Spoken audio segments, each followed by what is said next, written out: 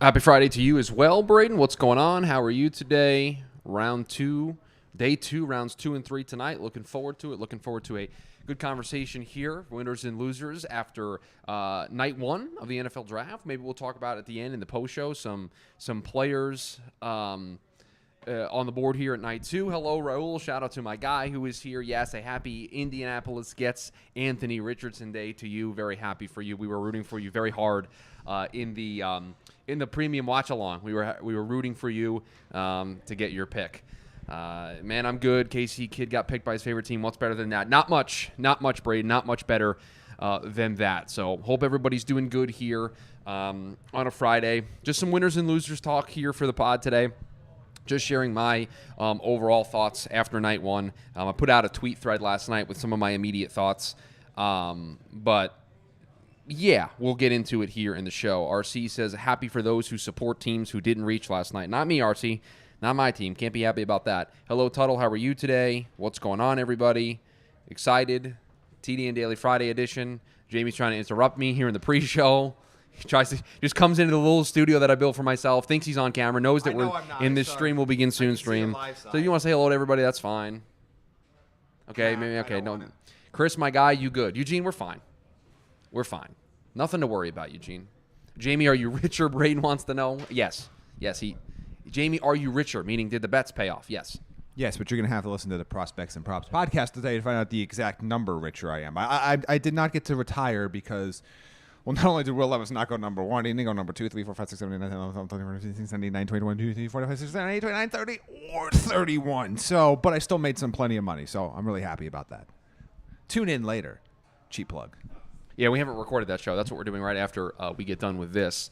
We will have that conversation over on the Prospects and Props podcast feed here a little bit later. So, you can't retire from screaming out picks. That's true, Braden. He cannot retire from screaming out picks. And he's also going to be doing that again tonight for us. And cheap plug for maybe those of you who couldn't do it not last night or didn't know about it or want to get in on the fun tonight. We have decidedly done a day 2, night 2 watch along. So I did the 4+ hours last night for the watch along. We're going to do it again. Some of the TDN Premium members in the Discord asked for a round 2, so we will be doing a round 2 tonight for that. So that link will go out probably about a half an hour again beforehand, and it'll work the same that it did last night. So, all right, we'll go to the big screen here. I'm in a different location. I've kind of given myself this kind of nice little quiet little area where I can talk to you guys, and hopefully everybody can hear me okay. Hope everybody's having a great start to their Friday. My favorite day, I will tell you, of the draft is this night. Night 1's fun. There's a lot of buzz. There's a lot of anticipation, and we got a lot of chaos last night, but I very, very much enjoy this day. 2 rounds, still a lot of great players on the board, still a lot of great opportunity for teams to get better tonight. And so I love this section of the draft. Easily my favorite day of all 3 days. So without further ado, after we get a run-in from a motorcycle outside, don't know if you guys could hear that, but we will get started here with today's edition of TDN Daily. So I'm going to press the record button and we will get into it. And welcome into the Friday edition of the TDN Daily Podcast. Chris Schubert back with you here once again on the show. Hope everybody is having a great start to their Friday, night 1 of the NFL Draft, round 1 of the NFL Draft in the books. We look forward to round 2 and 3 tonight of day 2, but we have to react to night 1 and our winners and losers, your thoughts, your reactions as well in the YouTube live chat of what occurred last night here in the NFL Draft. And what a chaotic start we had with Houston throwing us a curveball, going quarterback at 2, then trading up to number 3. Just all of the chaos that we saw. The Cardinals moving around, the Texans moving around, the Lions moving around. There was just so much activity in those first, I would say, 10 or 12 picks. And then it got a little weird. Jahmyr Gibbs coming off the board at 12. There was just a lot of stuff that happened early on in the draft that set the stage for what was a very chaotic night 1, and it was a lot of fun to take part in that. So you guys know the drill, winners and losers, your thoughts on the NFL Draft in the chat as we go through this, and I'll share some of my winners and losers as we go along. And we probably should start with the winners, right? We'll start with the positive news and talk about the winners. And there are 2 teams in particular that I want to shout out, and I talked about them in a tweet thread that I did last night. A big winner, the Seattle Seahawks and the Philadelphia Eagles. I think the Seattle Seahawks coming out of night 1 somehow, some way with Jalen Carter and with Sorry, let me pull up the board here. Just want to make sure that I have this. But to somehow end up with Jackson Smith-Njigba and Devin Witherspoon, a massive, massive job by them. I'm thinking of the Eagles because we're going to talk about them in a second with Jalen Carter. But to come out of this draft with Devin Witherspoon and Jackson Smith-Njigba, what a huge home run for them on night one. Just an absolutely fantastic job to get the top corner in the class and probably the top wide receiver in the class. And they were able to kind of do that sitting basically where they were. So an absolutely fantastic job by them to continue to build around Geno Smith and to build around what they're doing there, and to do so by adding in another corner. Everyone didn't think they would go corner after the investments that they've made. They haven't really been known for going corner early on, but they ended up doing it, getting one of the top corners in this class and then getting the top wide receiver in the class as well. So I thought they did a great job in an NFC that's wide open. You had two players like that, you can really help yourself in a lot of ways. And then the Eagles becoming, Georgia North by adding Jalen Carter, by moving up one spot from 10 to 9 to get Jalen Carter, and then at 30 getting Nolan Smith. And it's just incredible to me that they continue to add this Georgia talent. They had two great players to a defense that lost a lot of talent in the offseason, but they've immediately, at least we all think, added some great players here in the draft from Georgia to be able to help bolster that defense and turn things around. So I don't know how you can start a winners conversation without shouting out those two teams in particular. I think they both did a very good job in a lot of ways. I think another big winner here in all of this is I loved what the Arizona Cardinals were able to do. Moving out of 3, inviting Houston to come back up, going all the way back to 12, and then using those picks at 12 to come back into the top 10, into 6, and get Paris Johnson, probably the player that they wanted at 3 all along, while also adding a future first-round pick that just so happens to be Houston's pick. I mean, with Kyler Murray being out for some length of time next season, we're looking at an Arizona Cardinal team that more than likely, at least as of right now, is going to have 2 very high picks. I think based on Super Bowl odds, I was having this conversation offline with Jamie earlier today, but based on Super Bowl odds, the Arizona Cardinals might have right now for mock drafts the number 1 and number 2 pick in next year's draft class. And if you believe that they are going to stick with Kyler Murray like I do, you are looking at a team that is going to have potentially 2 top 10 picks, more than likely, let's say, 2 top 10 picks. They've got the quarterback, and in a quarterback class that is much highly regarded than this one is, there is an opportunity here, and I use this example on Twitter, and I'll use it here for everybody, and for my NBA fans in the chat, you might like this. This feels like Monty Ossenfort can do what Sam Presti has been doing for the Oklahoma City Thunder, stockpiling draft picks, making players into draft picks, making draft picks into more draft picks, and constantly giving his team the ammunition in the draft capital to make whatever type of move can come across their table. You guys know me. I've talked about it plenty on this show. I love a team that puts themselves at the forefront of opportunity, that puts them in a position to be able to strike when any given opportunity or possibility can present itself, whether that is in the draft with a player, whether that's via free agency, whether that's via a trade if a player wants to go someplace else. You want to be able to be in the center of those conversations. And I think this could be a beginning of a path for Arizona to do that. They right now currently are going to have 2 picks, 2 first-round picks in next year's draft class, and those 2 picks could very easily be at the top of the pecking order in a quarterback market. I think if they are in a position where they want to stick with Kyler Murray, they're going to be able to trade both of those picks because teams are going to want to come up, and they're going to be able to get a king's ransom and be able to have picks in the first round of next year's draft by also continue to build for the future. And we give Howie Roseman all the credit in the world for stockpiling these picks the way that he did with Philly and having the opportunity to be picking in the top 10 in a year when you went to the Super Bowl. Arizona, I think, could potentially be on that same trajectory to have multiple picks in multiple years and really be able to use them at their disposal. So I think those would be the 3 big winners that I have. And for Arizona, the night didn't start off very good with those tampering news that came out that led to them settling with the Eagles on draft compensation and giving up a pretty good pick. And you thought, oh no, here we go again. And then I think they immediately changed their fortune by, 1, getting a good player in Paris Johnson Jr. They needed help along the offensive line. And so building in the trenches is a big win. But I think more importantly, the trades that they were able to pull off to get that extra first-round pick next year from Houston is all more important. 2023 is going to be a bit of a wash for this team.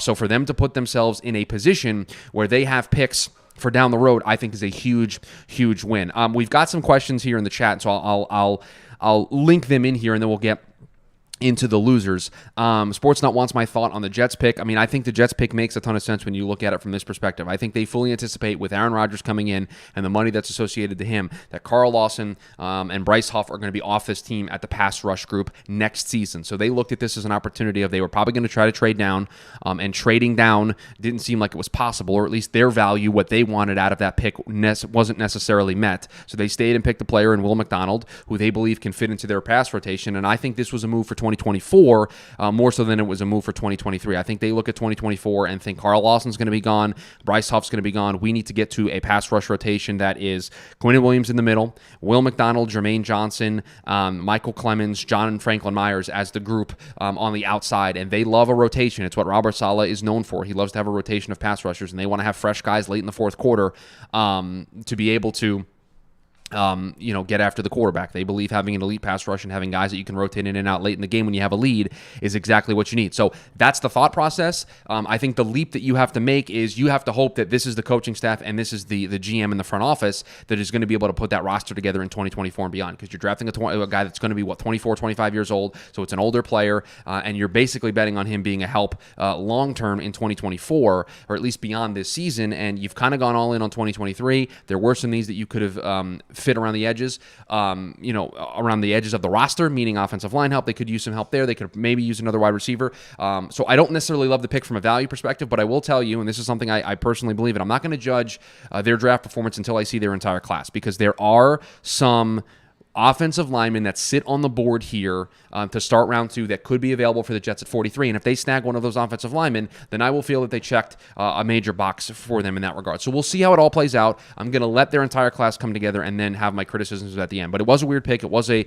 different pick. But again, I think I can understand the thought process. It's up to you whether or not you necessarily agree with it. Shout out to the Balky and Jags for doing well. Yeah, I thought they did well here to make a move and they get Anton Harrison. We know that they're going to need some offensive line help. Cam Robinson going to be suspended for some level of time, probably at least 6 games. So that's another thing to keep an eye on. Yes. What's up, Joey Harris? See you in there in the chat. There is, that was another good pick. I'm trying to think of any other big time winners that I really want to shout out. And the Cardinals were a big one. Seattle was a big one. Detroit was a big one. And there's a lot of talk in the chat about Tyree Wilson to the Eagles, to the Raiders at 7. Yeah, I like that one quite a bit. I think, listen, Tyree was a player that I had mocked at 2 to Houston, so I viewed him as a guy that could go in the top 10, and I think if you're the Raiders, you need to get pass rush. You need to be able to get after the quarterback in a division in which you're playing, Justin Herbert and Patrick Mahomes twice a year. What's up, James? What's going on, man? Cowboys finally got their run stuffer. That's another one to shout out, Eddie. Good shouts there from you. Ozzie Smith was a huge pick. I think this is one of the better interior players, D tackles in this class, and they get their guy at 27. One of Sam Teets is in the chat. One of the ones that we had, one of the matches that he and I overlapped on. We were kind of driving that bandwagon late in the process. Shout out to the Giants for Deontay Banks. Yeah, that's another big win. I'm not worried about Wink Martindale knowing what to do with Deontay Banks. That is a huge, huge selection there. Christian Gonzalez to the Patriots is another one that I'll give a shout out. A lot of people thought that was a top 10 corner. Probably should have been, but he falls all the way, not originally to 14. They could have taken him at 14. They make the trade to let the Steelers come up for Broderick Jones, and then they go ahead and they're able to sit there at 17 and still make the pick for Christian Gonzalez. So that's a big win there for them. I think they did really, really well in that regard. We'll talk about some losers. Look, we got to let the whole process play out, right? And I want to say that I like the 2 players that this team drafted. And they've got 3 second-round picks tonight. So, again, we're going to have 5 picks inside the top 55 or so that this team's going to be able to put together. And their entire class might look a lot different when all things is said and done. But I think the idea of what Detroit did by taking a running back and Jahmyr Gibbs at 12, a player that I love, a player that people in the chat know I at one point mocked to the Lions. I thought it made a ton of sense. As early as Monday, I kind of put that together thinking that would make some sense. And then they go and they're the team that takes the first linebacker off the board with Jack Campbell. So positional value is going to be the big conversation there, but they get 2 good players, 2 players that are at the top of their position group. Again, they're going to have 3 other picks to be able to make here in the second round, to be able to put together a more complete class. But they needed help with these positions, and they addressed them. And I don't think, I'm not going to give them a hard time for Jahmyr Gibbs. I'm really not at 12. And I'm not going to give them too much of a hard time for Jack Campbell, because he was the betting favorite to be the top linebacker off the board. So again, it's tough because of the positional value, and it's kind of easy for them to be viewed as losers. But I want to see how this plays out. I want to see what we do here with these 3 picks. They've got, let me look it up, because they moved a bunch yesterday. So they picked 34. So they have the 3rd pick tonight. They're going to pick 34, 48, and 55. We got 3 more picks in the top 55. We're going to be able to get some good players. So hashtag our Lions. So there's a little bit of a bias here, but we're gonna let this play out a little bit before we give them a terrible grade. But we're going to say C- right now if we had to grade it. Gibbs could have the Lions could have went Gibbs at 18 and Jack in the second round, or trade back in the mid-20s and still took Jack. Detroit was the biggest losers. I mean, not if you believe what a lot of the reports are about Gibbs not being there at 18. They certainly felt as if Gibbs wasn't going to be there at 18. They certainly felt as if he was going to potentially go 15 to the Jets. That is a team that's been thrown out there. I would agree with you on the point about Jack Campbell potentially being a pick in the second round. But again, they are still going to be able to fill some other needs that we think they have with these picks in the third round. So in the second round. So let's see it play out. And then we'll go from there.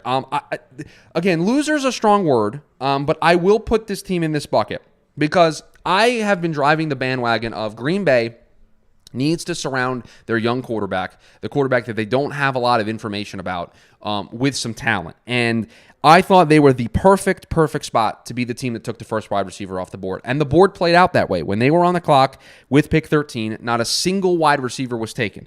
Not saying Lucas Van Ness is a bad player. I think Lucas Van Ness is a typical Green Bay pick. I think it fits them in a lot of ways, right? And there were plenty of mocks that had that, and so it was a popular pick. But to me, I would have much rather seen them go with any of the wide receivers, any of the pass-catching options that were on the board there to help Jordan Love, because I don't want us to get to the end of the season and it be like, well, all they had was Christian Watson, so how can we expect to evaluate Jordan Love? Well, you had a golden opportunity here in the top 15 after you do a pick swap with the Jets to be in front of everybody else that's going to take a wide receiver, and you have the board completely fallen your way to where you are the team on the clock picking with no wide receivers coming off the board yet, and you decide to go with an edge rusher. Now, that doesn't mean they pick 42nd tonight, right? They pick right in front of the Jets as part of the Rodgers trade. Could they still get a wide receiver there? Yes, absolutely, and that's why we're not going to completely go off the rails just yet, but we're looking at now taking Josh Downs. We're looking at potentially one of the tight ends in Michael Mayer or Sam Laporta or Luke Musgrave, even a Darnell Washington's available. So we've got options at the pass catching market. So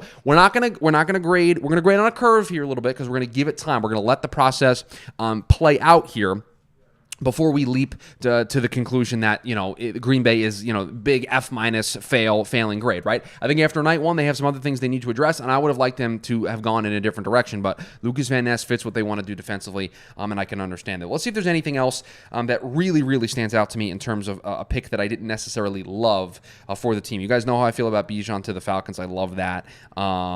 Maybe Emmanuel Forbes to Washington with Christian Gonzalez on the board, but I had a conversation with Ryan Fowler, and we did it on the premium live stream last night, and he talked about how they want somebody who can get turnovers, and that's what Emmanuel Forbes' MO is. So when you look at it from that lens, and that was the lens that they were looking through it from, you can't necessarily get too upset on picking Emmanuel Forbes. We talked about the Jets a little bit ago. I think that's another one to point out. Kalijah Kancey to Tampa Bay. That's an interesting one. He's a smaller interior player. They're a team that needs everything and anything. So I guess you really can't fault them if they thought he was their best player available. Colbert said Green Bay with their best player available. Can't fault them. No, Colbert's. I want to make sure that my criticism is placed in the right context, right? I just want them to end up with a wide receiver, I think, by the time tonight is done. And so I think we're going to get there, and I think we're going to be okay, and I think I'm going to like it when it's all said and done. But after night one, this would be one of those things I would say, I'd like us to address this tonight, please. I would like us to get a wide receiver, if possible, or a pass catcher, right? One of the tight ends. Just get a pass catcher. Sam says Forbes got a little lucky with some of his ball production in college. Yeah, and if that's what the Commanders are betting on, then they got to hope that he can get some of that luck to go his way at the next level. But yeah, the Kancey pick is obviously one that people are going to point out. But other than that, I like what a lot of teams did. I love the Chargers getting Quentin Johnston to get another receiver for Justin Herbert. I love Zay Flowers to the Ravens. They signed Lamar earlier in the day, and they get him. They get him a nice target in Zay Flowers. It should be a game changer. Jordan Addison there, that run of 4 wide receivers from 20 to 23. That's a big one.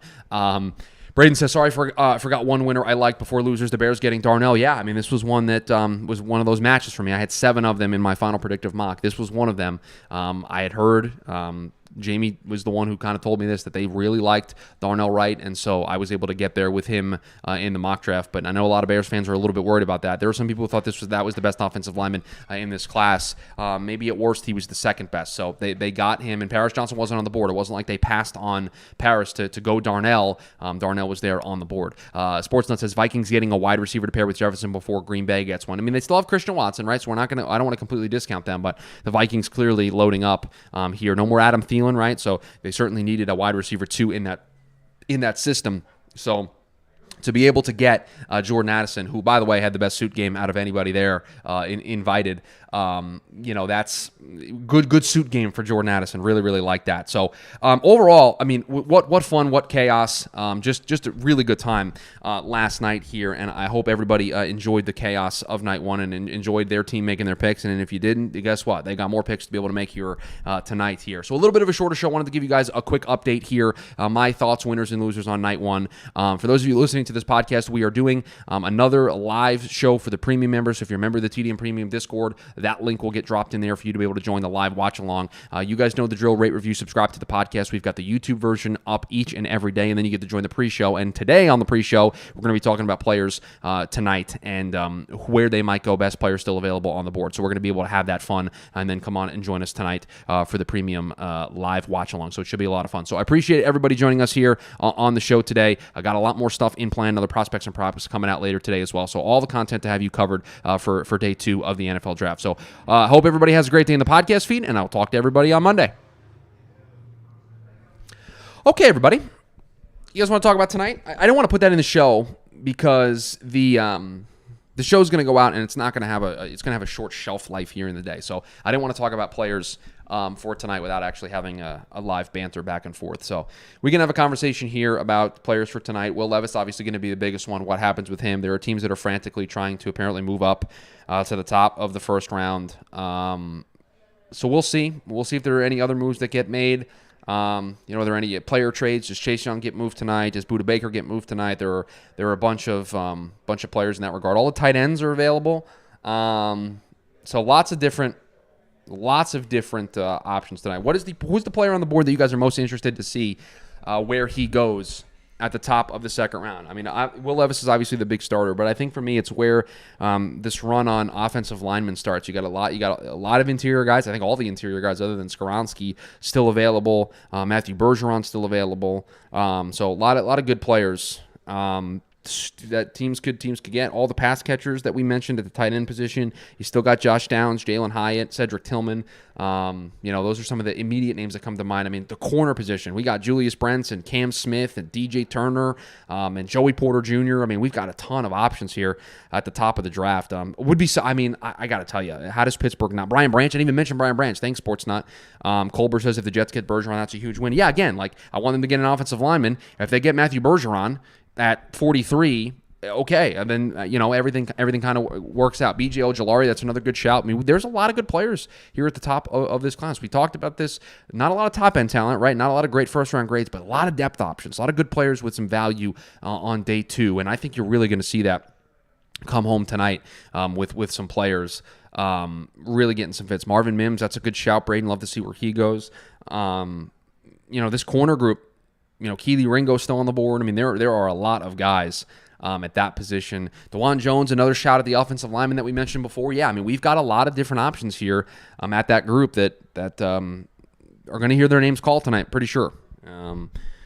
So we will see. Where does Will Levis go, everybody? That's, I think, probably the biggest question that I have at this juncture. And I don't know where he goes. I don't have an immediate fit early on that makes sense. Maybe the Rams to get a succession plan to Matthew Stafford, but I don't know. If you're going to give it one more run with Matthew, this is your first pick, so you might as well do that.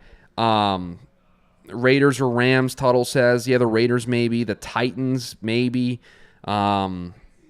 But, I'm surprised the team didn't just try to trade back into the first round to snag him and not have to worry about this overnight. So maybe he falls a little bit more than we think. Sam says the slot guys like Brian Branch, Clark Phillips, and DJ Turner will be fun to watch. Yes, they will. Those are a couple of extra names. Clark Phillips in particular is a name that I didn't mention earlier. Yeah, New England's kind of that popular one, but apparently people are trying to Indy doubles down and takes Will Levis. No, that's not how that's going to work.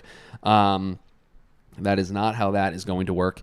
End of 2023, if you release Matthew, they get hit with a $91 million dead cap. Yeah, the contract is restructured in such a terrible way that I just don't. I don't think it's possible, but I'm trying to think of teams here there at the top that could make some sense. And Al Bundy, I appreciate everything you're saying there, but I think we have reached a point now where we're at the start of day 2 and he's still on the board. I don't think we can rule out any team taking a chance on him in the second round. Right? I think everybody's on the table. Colbert says, can't wait to see where Darnell Washington goes. Whoever takes him is going to be so much more crafty. Yeah, I mean, you're getting a great blocker and a great pass catcher. You're getting a great dual threat tight end that can help you in both areas of your offense. And so I think the team's going to be very happy ending up with him. James says, Howie Roseman said in his pressure that they received a ton of calls to trade out, but they value Nolan Smith more than the trade back. Someone could have been calling to take Levis. Yeah, I mean, they could. Al brings up a great point. Hendon Hooker is another player that we need to keep an eye on tonight. Brett Veach at Kansas City has offers to go down to the 40s. Wonder how many trades we get early. Yeah, I mean, this is that flurry, right? Everyone gets 24 hours to kind of reset their board, regroup, reevaluate, sleep on it, and figure out what they want to do. And I guarantee you, some front offices got together this morning and they were like, listen, let's go get this guy. This guy's still on the board. He's still our top option. We didn't think he was going to be here when we got to this pick. Let's go up and make a move to get this guy. And I think you're going to see a flurry of activities early here on day 2 with some trades. Yeah, I mean, well, Braden, I mean, they had offers to go down to the 40s, but like, were those offers substantial enough? Clearly not, because they didn't make the move. And I think there are some teams that are going to be like, no, I'm not trading back a couple of spots if you're not going to give me what I want. If you're not going to give me a couple of picks, I'll just stay and pick a player, right? I'd rather stay and pick the player that I like on my board than get an additional 6th or 7th round pick that I'm not really going to do a whole lot with. So the value wasn't met. Teams called, but they weren't that eager, right? They weren't that pressed to move up for Will Levis. So, that I kind of throw cold water on that just a touch, because if they really want Will Levis, you can sweeten the pot a little bit to move up. Are you willing to risk 24 hours going by and another team beating you to that spot? So I think the 2 quarterbacks we're going to be looking at, with only 1 tight end going in the first round, that's a group to keep an eye on. And then, I mentioned the corners as well to see where they go. Those are the 3 position groups that I'll be keeping an eye on. Braden says, which wide receiver fit do you like the most of the first 4 round guys? I love Zay Flowers to Baltimore. That's the kind of receiver that they need. And I think Lamar being there, they have Odell Beckham Jr. They've now added Zay Flowers. Like, I just love what they did there. I think all 4 make sense. I mean, I think Jordan Addison going to a place, maybe I'll pick Jordan Addison. I mean, Jordan Addison going to a place where he can be the wide receiver 2, with Justin Jefferson. That's a good fit too. Like, I really, really like that. I think all 4 teams did well, to be completely transparent with you. I think all 4 teams are going to be able to use those players very, very well. So we'll see how they fit in early. JSN to Seattle is one that shouldn't get slept on, because again, he's going to probably be the wide receiver 2, wide receiver 3 in year 1. So that's great for him to be able to kind of develop and learn. I like QJ, but didn't think the Chargers would go that style of player. Not just saying that as a KC fan. Yeah, that's the surprising part, right? I thought they were a good Addison team, but I think Addison's going to fit really well with Justin Jefferson in Minnesota. I really like that one a lot.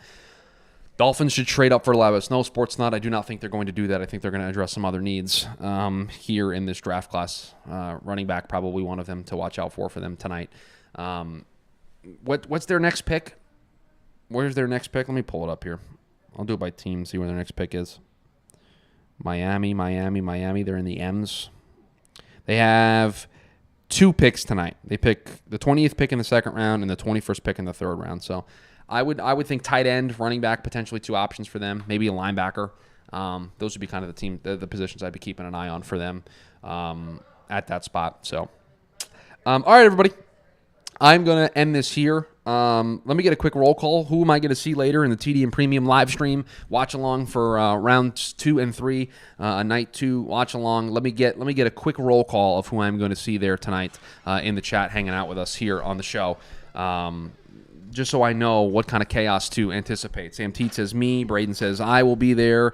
Okay, good. Glad that we're going to be able to have all of you there for the chaos later on tonight. So looking forward to that. I will drop the link in the Discord probably about a half an hour before the draft. So Al Bundy, we're going to go live half an hour before the start of the draft tonight. So the draft starts at 7, so 6:30 Eastern time. I will start going live, and it won't be the link won't show up because I have it as a private stream for TDN Premium. So you need to be in the Discord, and you need to get the link, and then it'll take you to the private YouTube stream where you'll be able to chat just like you do on the regular basis. So if you're a member of TDN Premium Discord, you'll get pinged. I tag at everybody, and I throw the link in there, so you'll be able to join that. So the private link will go in there, and then you can hop over to the YouTube. So appreciate everybody being here. Looking forward to seeing everybody tonight. Looking forward to see where some of these players come off the board. All right, Colbers, can't wait to see you there later. We had a lot of fun last night. We went went for over 4 hours, and we were on the whole time. You guys get to see kind of the behind the scenes a little bit while we're producing some content. I got to be quiet when the content's being produced, and then we can be loud again. So we have a lot of fun. Jamie tips the picks to us all, so we get the picks a little bit early. We get to talk about them and have a little fun. So it's more laid back. It's kind of like this, but even more laid back. We have a lot of fun. Some of the scouting members will pop in and share some thoughts on some picks as well. I'll probably have to jump in and do some content. So it's a lot of fun. It's a cool behind the scenes thing, and it's a nice way to give back to you guys in the premium audience to get that private watch along where you guys get to hang out with me for however long the draft goes, 5-6 hours. So we are going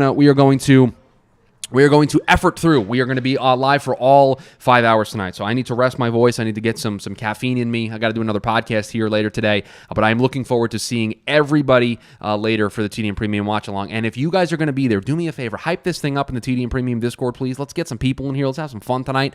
This is my favorite night of the draft, so I'm going to be bringing the high energy. I want the chat to be bringing the high energy. So we're looking to have some fun tonight. So let's spread the word. Let's make sure we get everybody that's a member of the TDN Premium Discord in there tonight and have some fun. I'm looking at you, James. Looking at you, Sam, looking at you, Braden. You got to get the hype train rolling there for us a little bit later on. So appreciate everybody being here. Appreciate everybody being a part of this recording. So Al, if you're a member of TDN Premium, you just get to the Discord. That's how it works. So if you're a member of TDN Premium, you get access to the Discord out as part of your TDN Premium subscription. So if you want to sign up for that, if you aren't a member of TDN Premium, you can do so at thedraftnetwork.com, and you can join the Premium Discord, and we have a lot of cool exclusive content in there, like tonight's live stream. So look forward to seeing everybody there. So, all right, I appreciate everybody being here, and I will talk to everybody later.